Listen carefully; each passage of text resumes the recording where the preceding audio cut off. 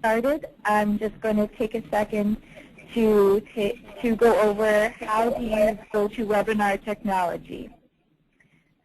So you should see on your screen the control panel that's pictured on the slide here. If you don't, it may be because it's been minimized, and you can pull it back out by going to the Grab tab. There's also an attendee list where you can see all of the participants on the call.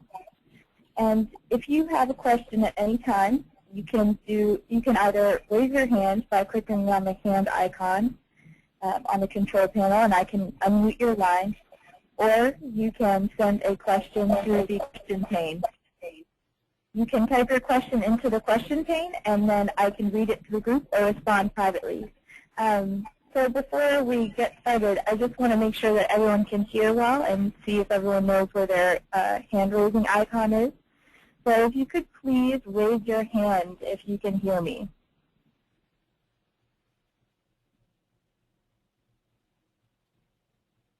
Okay, just one more second. Everyone raising their hand? Great. All right. So finally, all of the panes on your control panel can be expanded or minimized by clicking on the plus or minus buttons at the top left of each pane. So in the past, we've had some audio trouble, and if for some reason you're having difficulty being heard when you're speaking, you'll want to make sure that you're not muted on your personal phone or computer, and that you've entered the audio pin provided to you at the beginning of the call. If that doesn't work, you can hang up and call back in and be sure to enter the audio pin. And with that, we'll get started. Great. Thanks so much, Melanie. This is Sarah Hollister, Associate Director of Programs with Achieving the Dream, and I'd like to welcome you again to the April Leader College webinar. On our call today, we have with us Carol Lincoln, Senior Vice President, myself, Associate Director of Programs of Leader Colleges, Meredith Hatch, Senior Associate Director of Programs, Julia Lawton, Assistant Director of Programs, and Melanie, who you just heard from, an Assistant Director of Programs. Today we'll be going through a similar agenda as we do every month.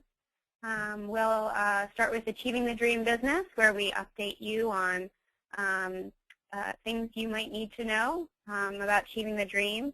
We'll go leading by example, and then we'll move to our main presentation, which is about Arkansas's system-level strategy for student success. And we have some great presenters today, Dr. Stephen Murray and Dr. Deborah King from Phillips Community College of the university system in Arkansas. Then we'll have some time for Q&A and discussion, and we'll talk a little bit about our next Leader College webinar.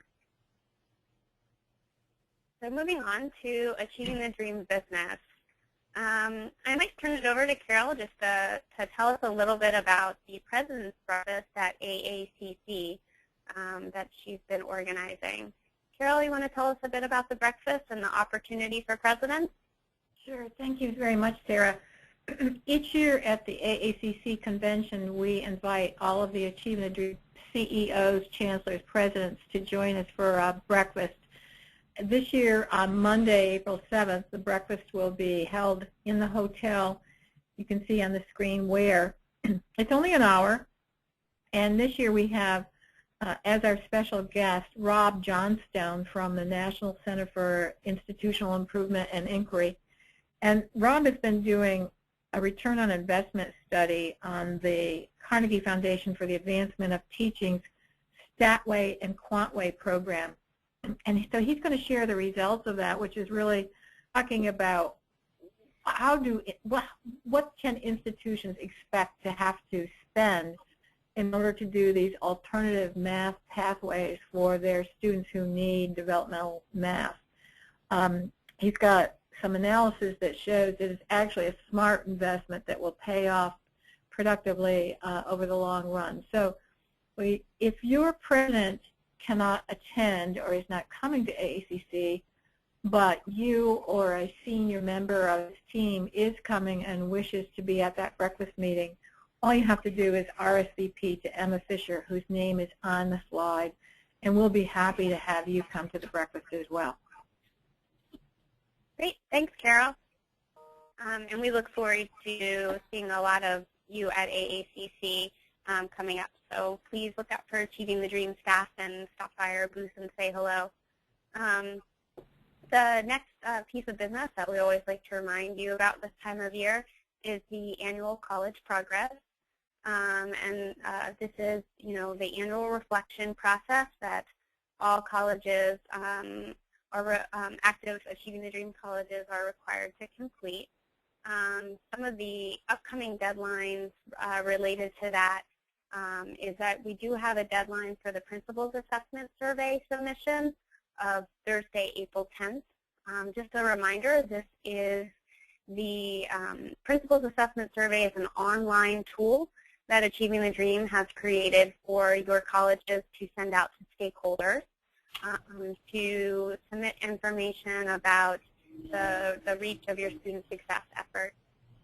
So what will happen is you'll have your stakeholders complete this online survey by Thursday, April 10th, and Achieving the Dream will create a synthesis of these responses and send it to you to then reflect on in your annual reflection. You can find out more information about this as well as access the templates for the annual reflection at the website listed on this site, achievingthedream.org/annual college progress.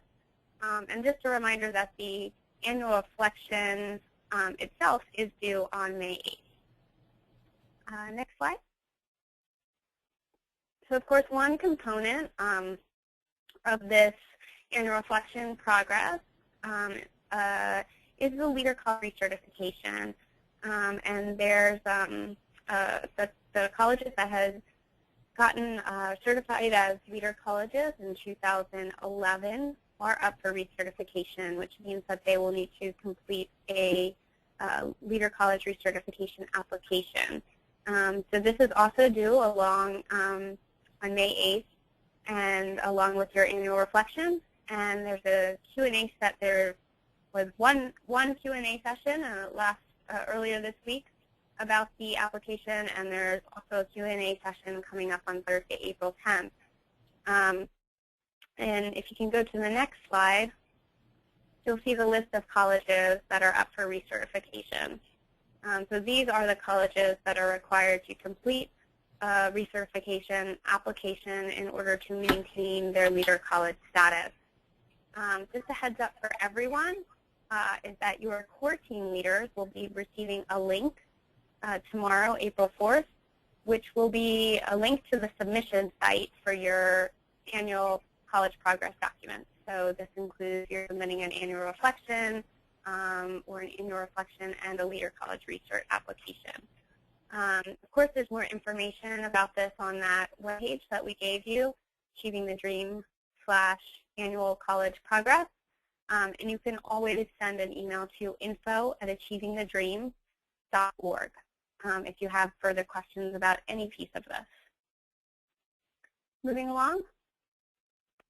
Great. So for Leading by Example this month, we wanted to extend our congratulations to Cuyahoga Community College and Norwalk Community College, which are the two Leader Colleges involved in the new STEM Regional Collaborative.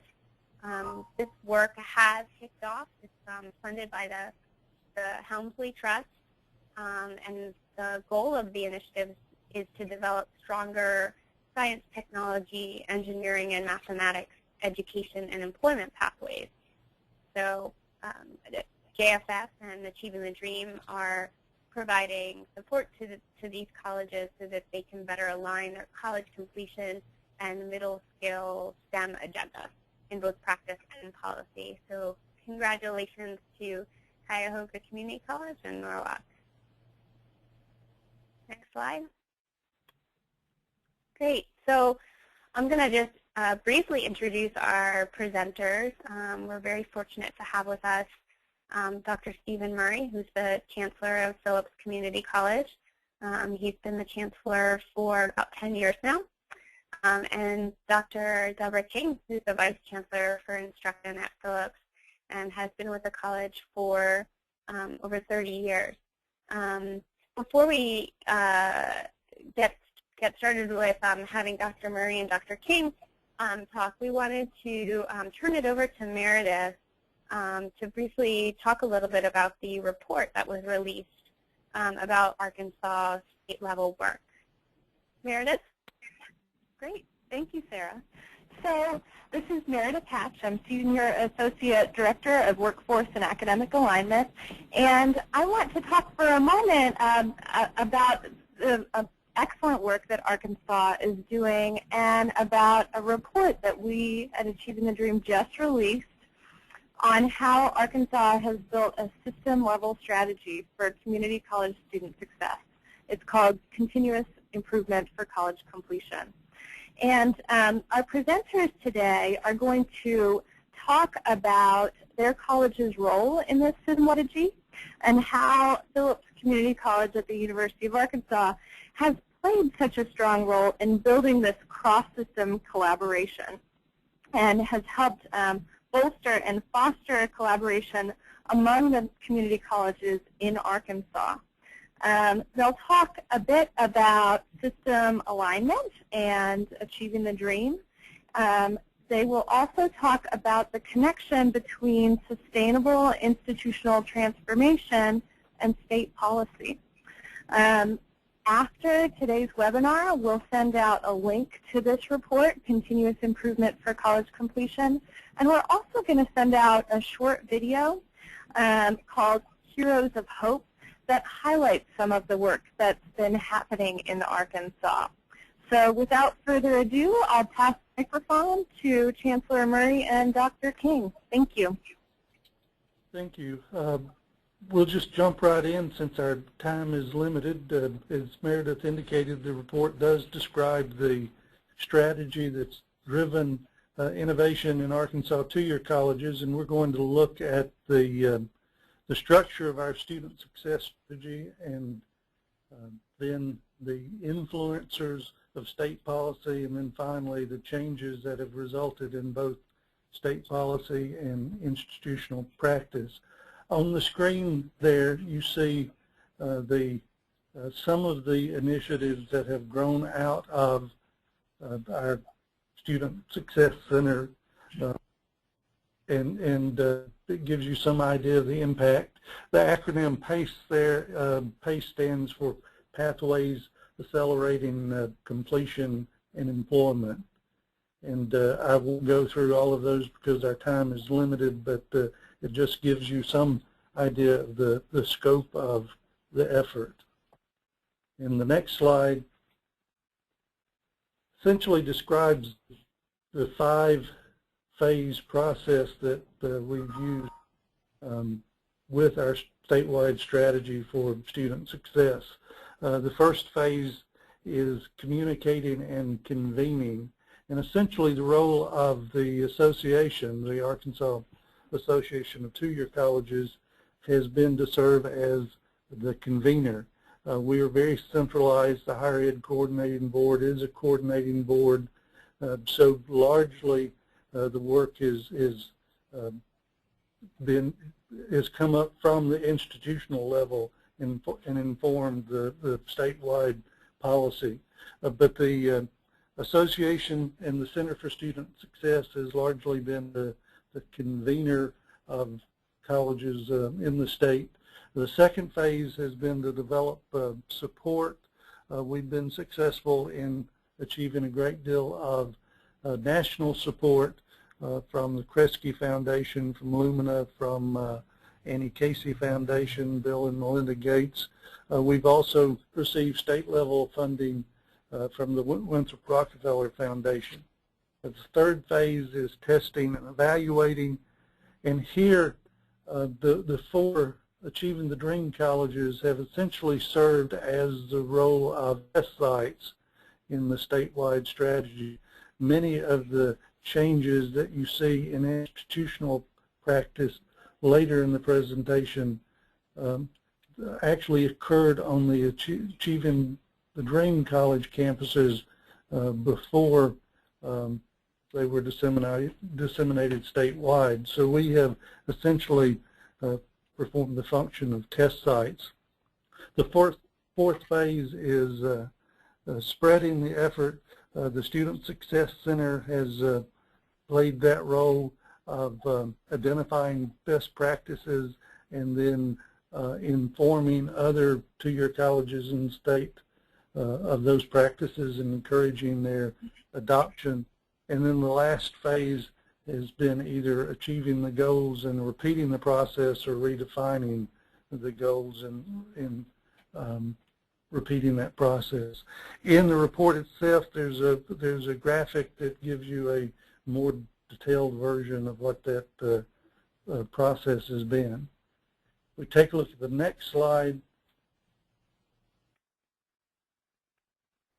As I said earlier, we are very decentralized.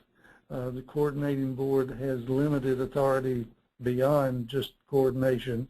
So we use the word influencers intentionally there.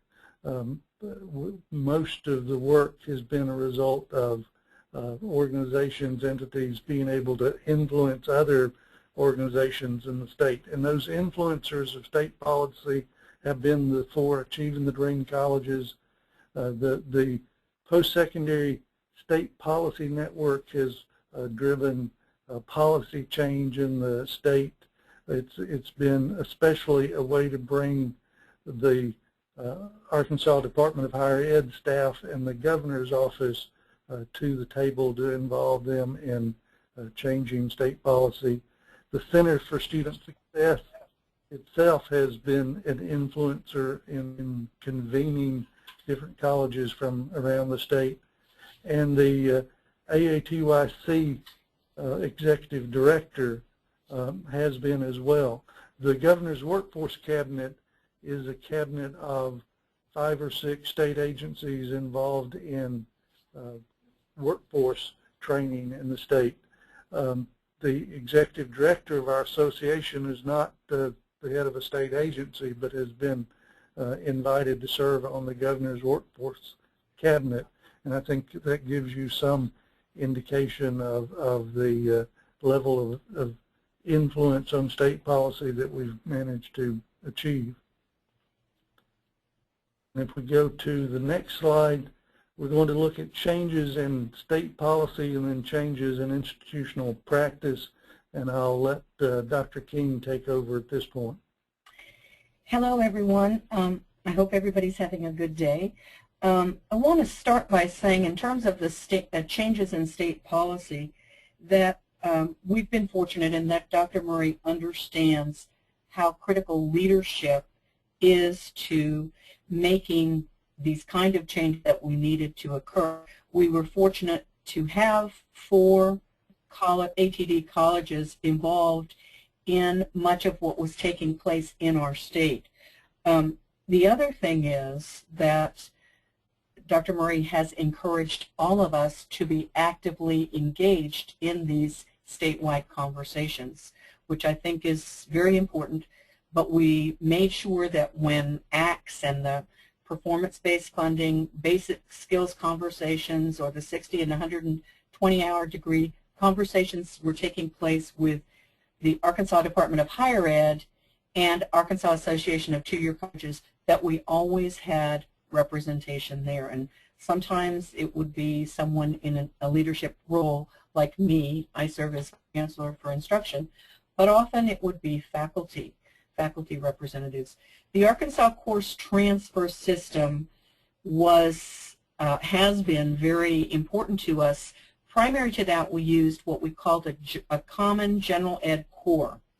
And the common general ed core actually only allowed or only required that a certain number of courses be transferred when a student was transferring to a 4-year school.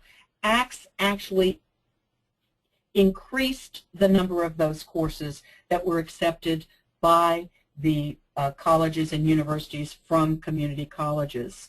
So it created a statewide articulation of most of the community college transfer courses.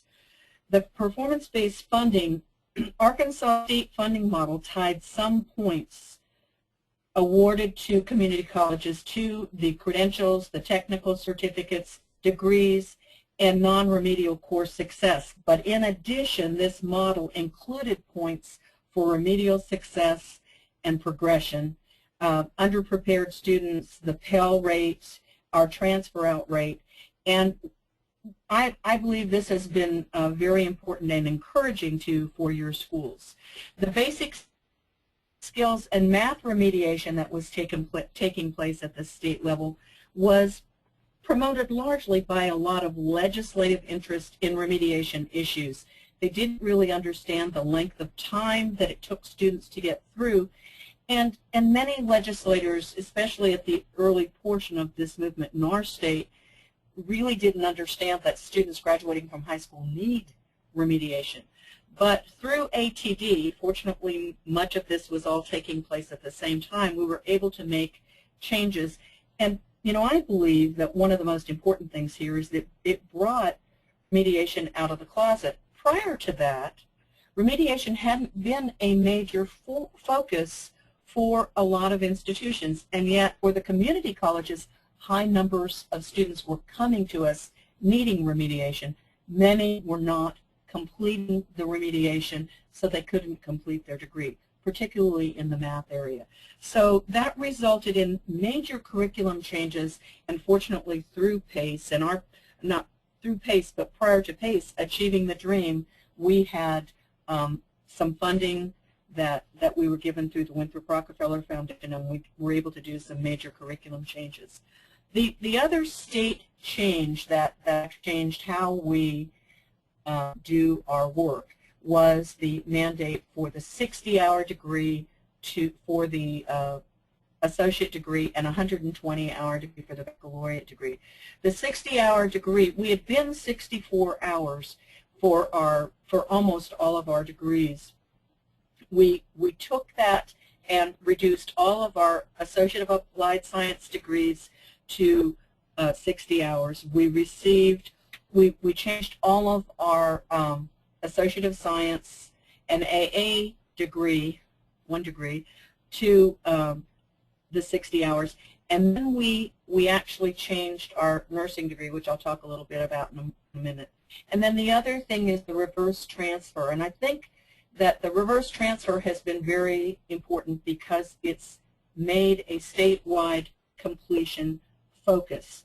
The interest really was workforce motivated. The state wanted to increase the number of people in the state with degrees, and because of this, universities came on board, and what happens now is we receive information related to whether a student has completed a degree that transfers from our school. If they haven't completed a degree, we are notified, and we can transfer back hours so we can award an AA or AS to that student. If you'd move on to the next slide, I'll talk a little bit about changes in institutional practice.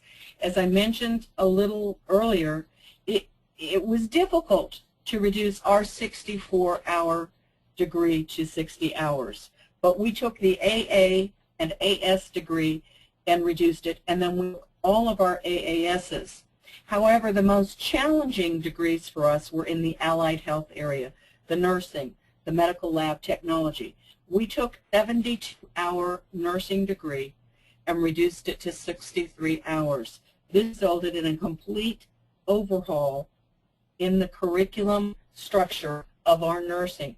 Prior to nursing, we had front-loaded all of the basic nursing requirements to get into the program. So what was supposed to be a 2-year degree actually was becoming 3.5 years to complete. And we believe we've just instituted the 63-hour nursing curriculum. It begins in the fall, and we believe it will greatly reduce the number of hours it takes students to complete that degree. Student success courses have been a tremendous opportunity. There was statewide interest in this, and prior to that, through Achieving the Dream, we were able to connect with other colleges. What we have done with our student success class is we've created a learn community approach. We've tied it to Basic Writing 2, which is the highest remedial English, and Freshman English 1, which is a gateway course. And our belief, it's not just an interest in helping people get through remedial courses. We want to get them through that first gateway course. We incorporated some academic support, and then through our Sense and SESI data, we recognized that one of the biggest barriers through that first survey that students identified was financial. They did not understand their finances. They had trouble. And Dr. Murray said on many occasions, how do we incorporate financial education so that most of our students can get that? And what we did is through a small grant from the Annie E. Casey Foundation, we were able to train a variety of our coaches and incorporate in each of our student success classes.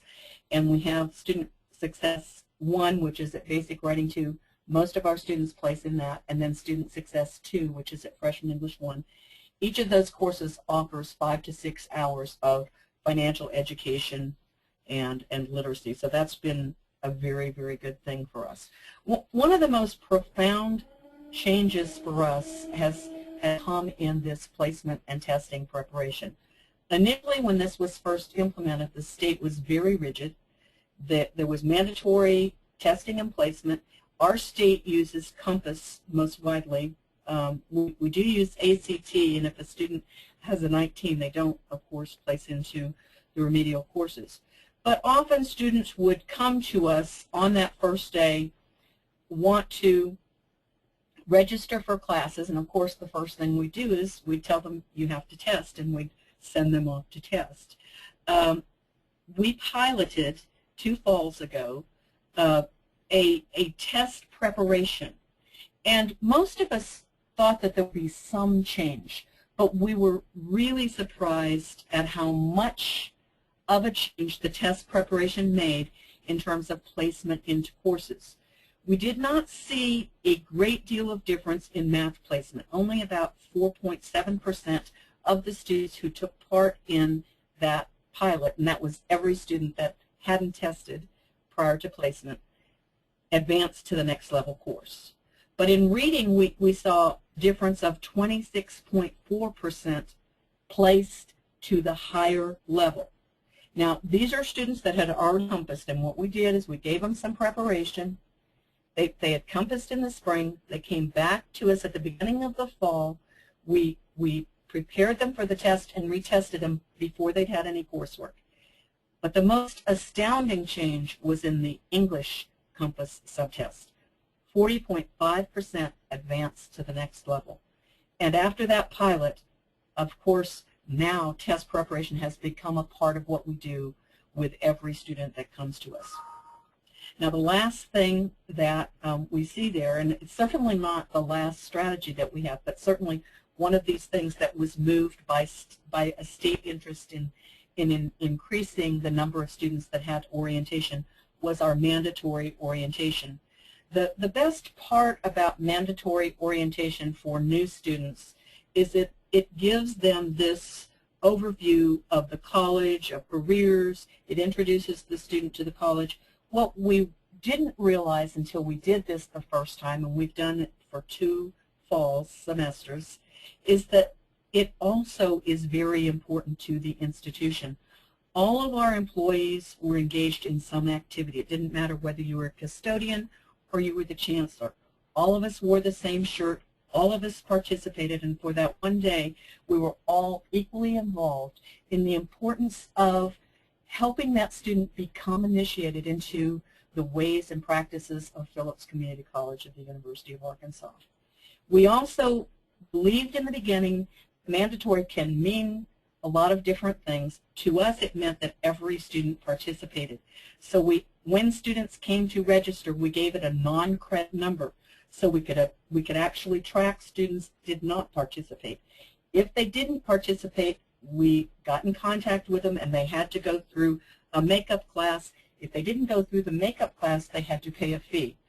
We had very few students the first year that didn't participate, and even less last year. So students participate, and again, as I said before, we believe this is just as important for all of our employees. So it's been wonderful. All of these changes that have come from the state have actually been involved with national initiatives like ATD and state initiatives like PACE, but also the conversations have come through Arkansas Department of Higher Ed and ATYC, and then I believe the 4 leader colleges have played a very, very important role in sharing successes they've had. So I'm finished with that. We may move on to the next slide.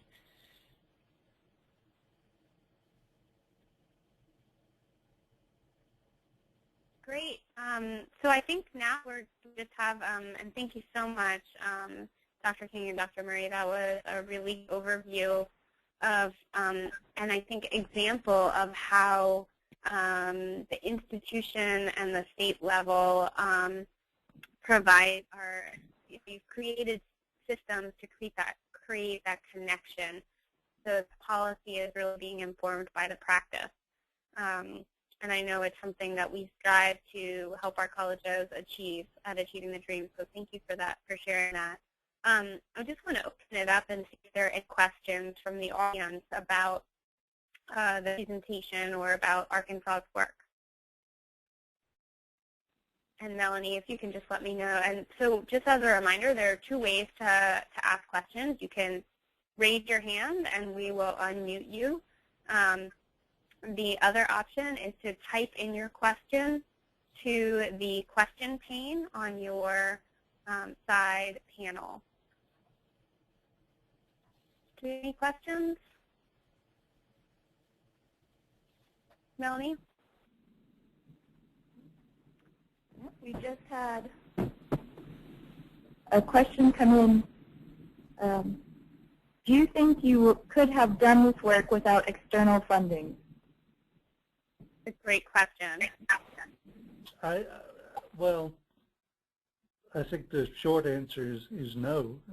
I think you need resources in order to drive some of these initiatives. I think given the fact that we are so decentralized, the funding was key in terms of getting people to the table. I think we could have done the work, we could have done some of the work, we could not have done it at this level without external funding. The PACE grant was a TAC grant, a federal grant, Department of Labor. It drove most of the early work. I think what we're seeing now, though, is that the amount of funding goes to the institution is not the key the key component. What we have been, I think we're beginning to see that the real important piece is the kind of technical assistance that the institutions are receiving as part of the initiative. So we could have done some of the work. We certainly wouldn't have done it at this level without external funding. I agree with Dr. Murray, and I think that the biggest help in terms of this has been the professional development, much of which is used to send people to like the ATD conference or the AIR conference.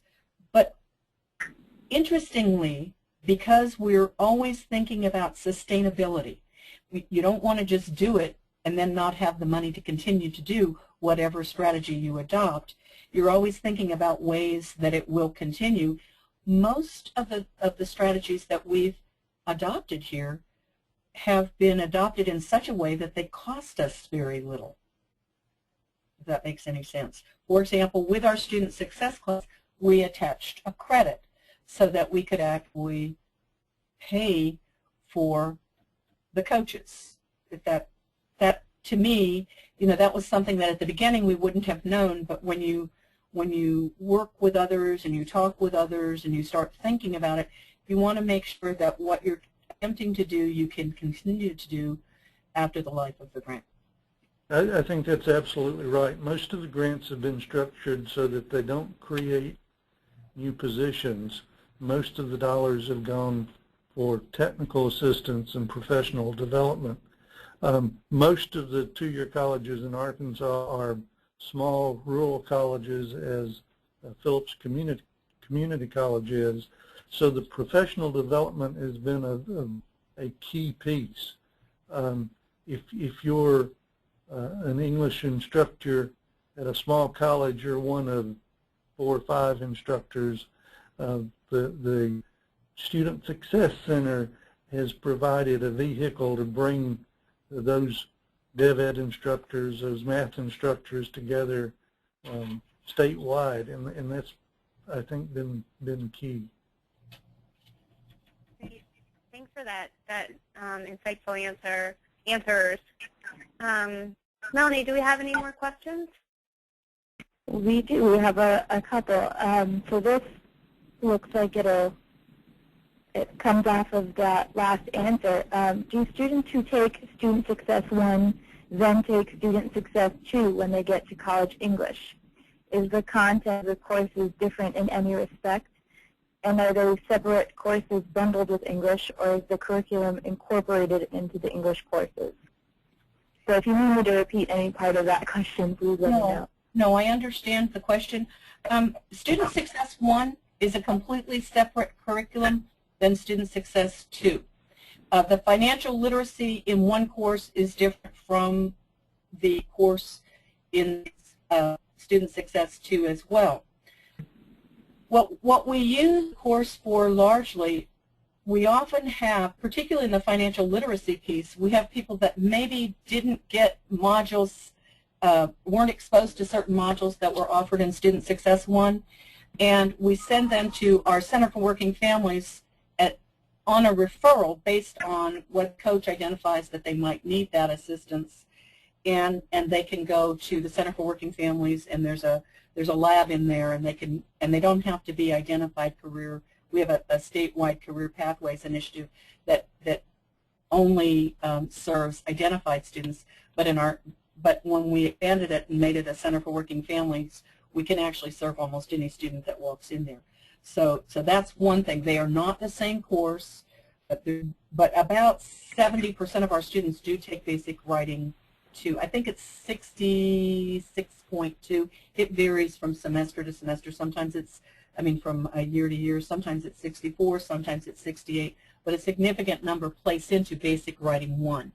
Those that, basic writing 2. Those that place into freshman English 1 take the second part, and it's a continuation. It's more in depth, but it is not the same. By tying our Student Success course to both Basic Writing 2 and Freshman English 1, for about 70% of our students, we have kept that connection between the Student Success coach and the student for 2 semesters, not just the 1 semester of the traditional Student Success course, and I think that's important. A lot of times we do things the first semester and then we send them off to some other advisor their second semester, and we think it's important to maintain that relationship longer.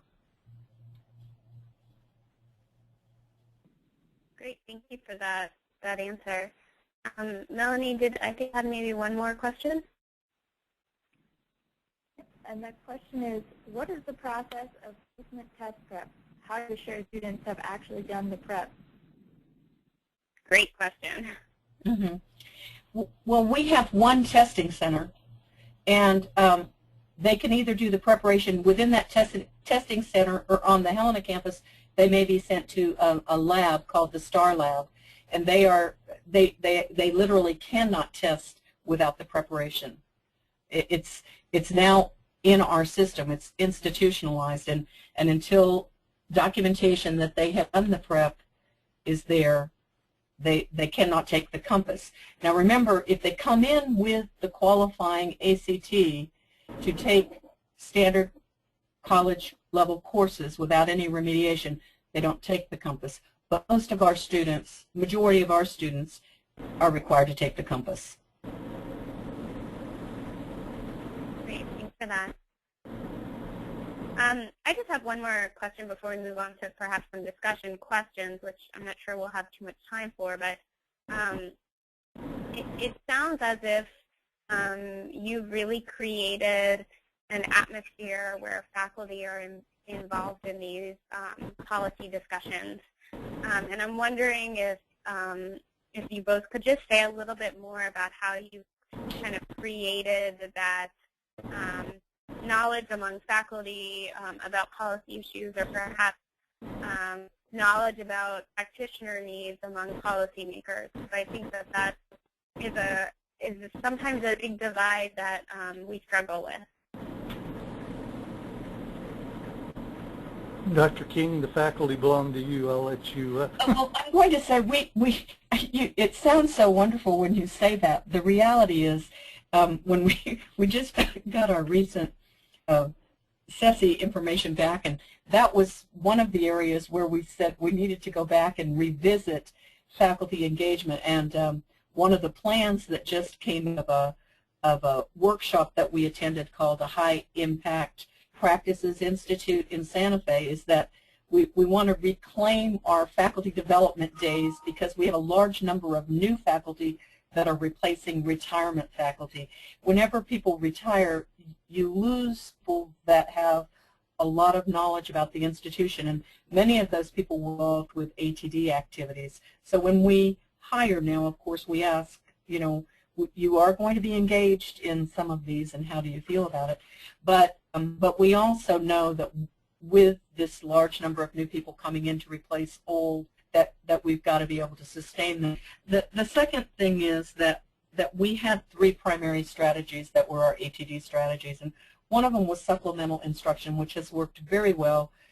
Student success, the first semester we had some problems. The second semester, we worked those problems out, and now we've institutionalized it and feel very good about the work that we do there, so much so that we want to expand the role of those coaches.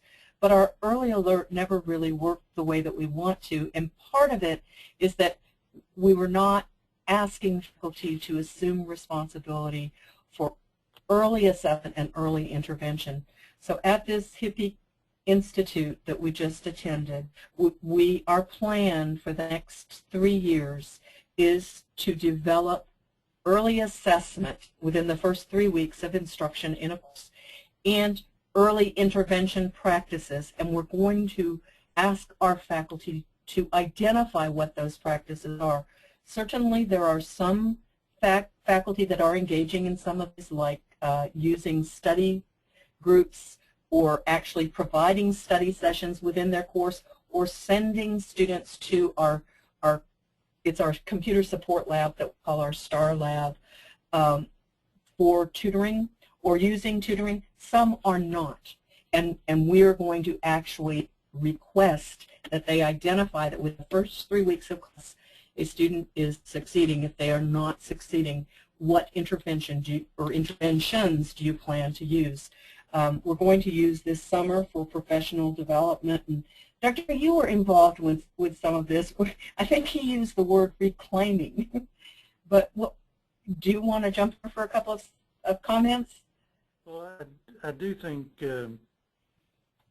one of the things that happened the other day that I think is informative in terms of faculty engagement is that our faculty senate was discussing student success. It was a part of their agenda, and they were coming up with a strategy to address student engagement in the classroom. So I do think it's become a part of our culture.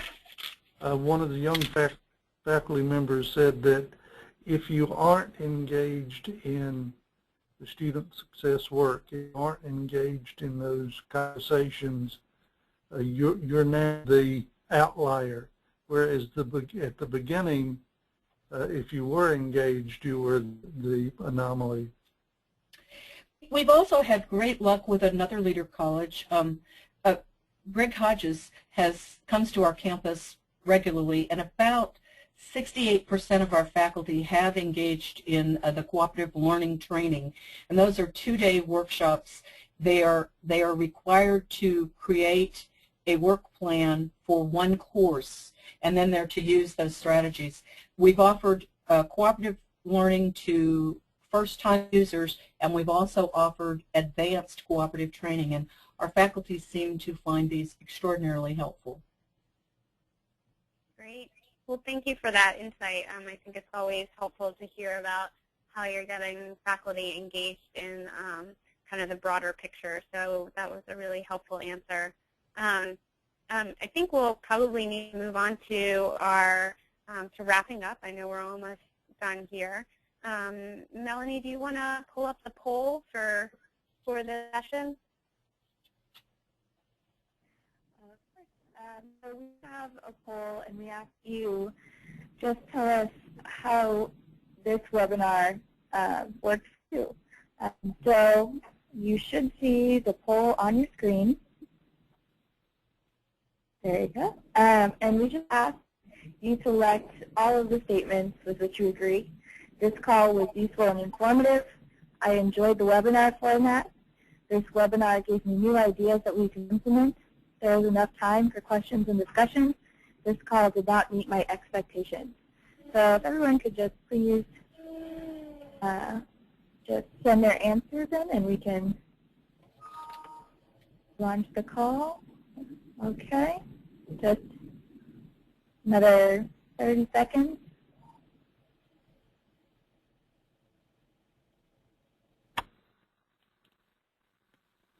Okay, great. And show the results of the poll.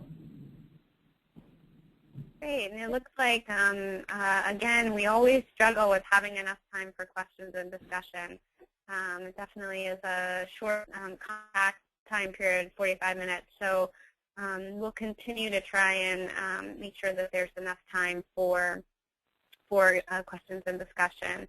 But it does look like this was a useful and informative session. I encourage you to continue to send us information about what topics would be useful to your student success work. For future webinars, please feel free to email us either at info@achievingthedream.org, or you can also contact Melanie at mulvey@achievingthedream.org. I just want to bring your attention to next month's webinar. It will be Thursday, May 1st, May Day, 2014. Same time, same place, 12:30 to 1:15 p.m. Eastern Time, and we'll be talking about diving a little bit deeper into this engaging faculty and thinking about actually engaging faculty in curriculum reform and how that informs colleges' student success work on a broader scale. So how that engaging faculty through this curriculum reform can then lead to broader student success work. So we look forward to seeing you next month, and please look out for the follow-up email that will have the registration for next month's webinar. And thank you very much, and enjoy the rest of your day. Thank you. Thank you. Thank you so much to our presenters.